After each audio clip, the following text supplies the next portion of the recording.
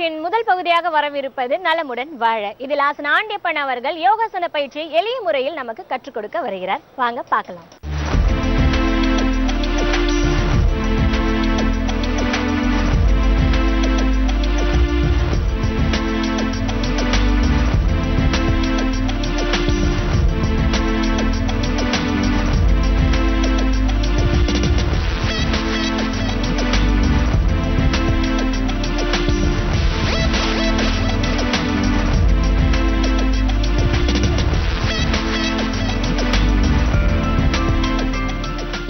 என் இனிய உலகத்தமிழ் மக்களே, தாய்மார்களே, பெரியோர்களே, சிறார்களே, என் அருமை யோக விரும்பிகளே, உங்கள் அனைவருக்கும் என் இனிய காலை வணக்கம். கலைஞர் தொலைக்காட்சி நிகழ்ச்சியில் நலமுடன் வாழ என்னும் பிரிவில் யோகாசனத்துக்கு மிக முக்கியத்துவம் கொடுக்கப்பட்டிருக்கின்றது.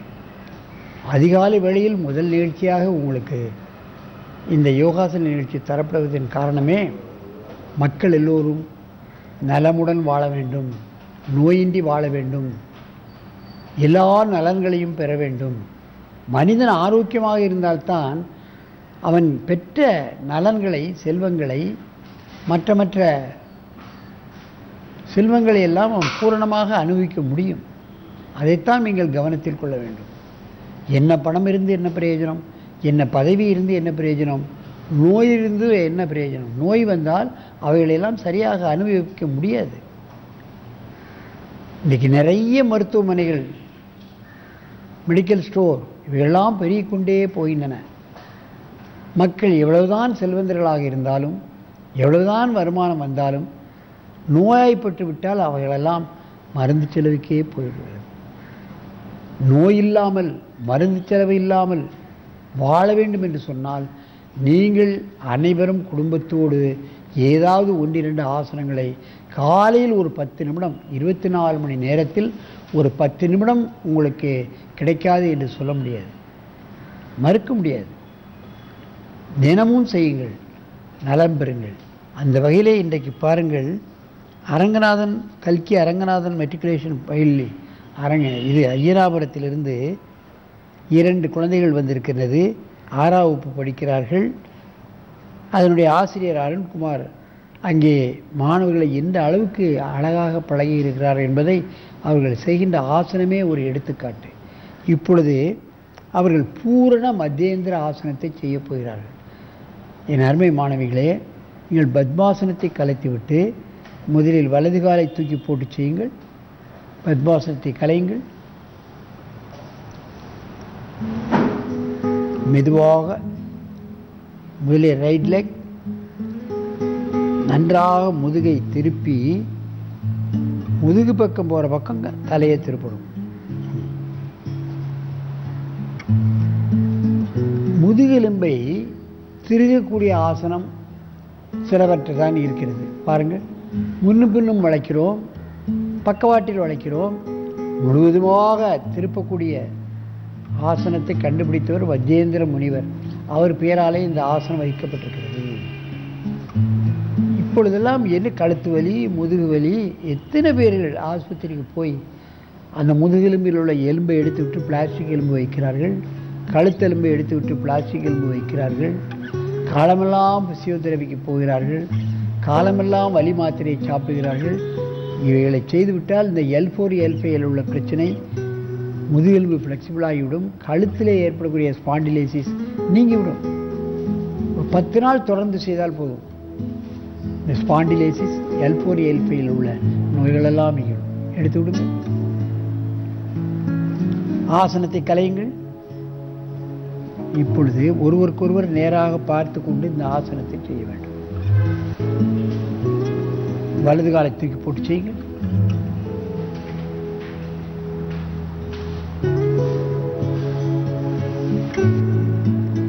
நல்ல திருப்பணும், ட்விஸ்ட் பண்ணணும். எவ்வளவுக்கு எவ்வளவு முதுகெலும்பை திருகுகிறோமோ அவ்வளவுக்கு எவ்வளவு நமக்கு பூர்ணமான பலன் கிடைக்கும் என்பதை நீங்கள் தெரிந்து கொள்ள வேண்டும்.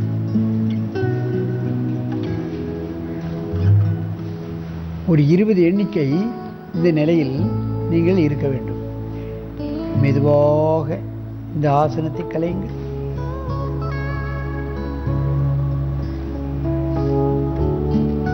இப்பொழுது அடுத்த காலை தூக்கி போடுங்கள். நீங்கள் நினைக்கலாம், குழந்தைகள் ஒல்லியாக இருக்கிறது, அவர்கள் இது போன்று செய்கிறார்களே, எங்களுக்கு வயிறு பெரிதாக இருக்கிறதே, இதை திருப்ப முடியவில்லையே என்றெல்லாம் நீங்கள் நினைக்கலாம். ஆனால் முடிந்த அளவு செய்து கொண்டே வந்தாலும், எவ்வளவு குண்டானவர்களாக இருந்தாலும் சரி, வயிறு பெரிதாக இருந்தாலும் சரி, இந்த ஆசனங்களை செய்து சதைப்பகுதியை, இடுப்பு பகுதியில் உள்ள சதைகள், வயிற்றிலே உள்ள சதைகளை குறைக்க முடியும் என்பதை நீங்கள் தெரிந்து கொள்ள முடியும்.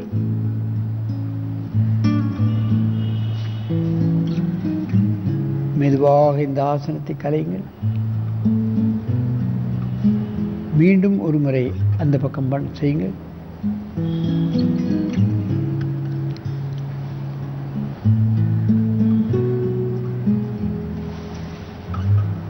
கையை இறுக்கி பிடித்துக் கொள்ள வேண்டும். கையை எப்படி பிடித்துக் கொண்டிருக்கிறார்கள் என்பதை கவனிக்க வேண்டும். ஆரம்ப கட்டத்தில் யாராவது ஒருவர் முதுகு பக்கம் கையை பிடித்து அவர்களுக்கு உதவி செய்ய வேண்டும். பிறகு தானாகவே அவர்கள் கையை பிடிக்கக்கூடிய தன்மை அவர்களுக்கு தானாகவே வந்து விடுகிறது. மெதுவாக இந்த ஆசனத்தை கலையுங்கள். நேராக வந்து பத்மாசனத்தில் அமருங்கள். என் அருமை பெரியோர்களே, தாய்மார்களே, பள்ளிகளில் இப்பொழுதெல்லாம், ஏன் கல்லூரிகளிலும் கூட யோகாசன ஆசிரியர்களை நியமனம் செய்து மாணவர்களுக்கு அதிகாலையிலேயே இதை சொல்லித் தருகிறார்கள், மாலையிலும் சொல்லித் தருகிறார்கள், ஹாஸ்டலில் சொல்லித் தருகிறார்கள். இப்பொழுதெல்லாம் பெரிய பெரிய கம்ப்யூட்டர் கம்பெனிகளில் அவர்களுக்கு ஷிஃப்ட் வந்து விடுகிறது, சோர்வு வந்து விடுகிறது, பல்வேறுபட்ட வியாதிகள் வந்து விடுகிறது. அந்த மனச்சோர்வு ஏற்பட்டால் அவர்களால் வேலை பார்க்க முடியாது. ஏன்னா ஷிஃப்டில் உள்ளவர்கள் தங்கள் உடலை இயற்கைக்கு விரோதமாக தூங்க வேண்டிய நேரத்தில் முழித்து கொண்டு வேலை செய்கிறார்கள், முழித்து கொண்டு இருக்க வேண்டிய வேளத்தில் தூங்கி கொண்டிருக்கிறார்கள். இவைகளெல்லாம் இந்த ஷிஃப்ட் முறை வருகின்ற காரணத்தினால் உடலிலே பல்வேறுபட்ட வியாதிகளுக்கு ஆட்படுகிறார்கள். யோகாசனம் செய்பவர்களானால் இந்த மாதிரியான பிரச்சனைகளுக்கெல்லாம் ஒரு முடிவு காண முடியும். அதில் நைட் ஷிஃப்ட் போனாலும் சரி, பகல் ஷிஃப்ட் போனாலும் சரி, தூங்கி எழுந்தவுடன் இந்த ஆசனத்தை அவர்கள் பழகிவிடுவார்கள். ஆனால் அந்த உடலை இயற்கைக்கு விரோதமாக உபயோகப்படுத்தக்கூடிய காரணத்தினால் ஏற்படக்கூடிய சோர்வு, பல்வேறுபட்ட வியாதிகள், இவைகளிலிருந்து அவர்கள் மீண்டு விடலாம். ஆகவே இதுபோன்ற ஆசனங்களை காலையிலும் மாலையிலும் விடாமுயற்சியோடு எல்லா தரப்பினர்களும் பழகி நோயின்றி 100 ஆண்டு வாழ வேண்டும் என்று கேட்டு உங்களிடமிருந்து விடைபெறுவது ஆசனா ஆண்டியப்பன். வணக்கம்.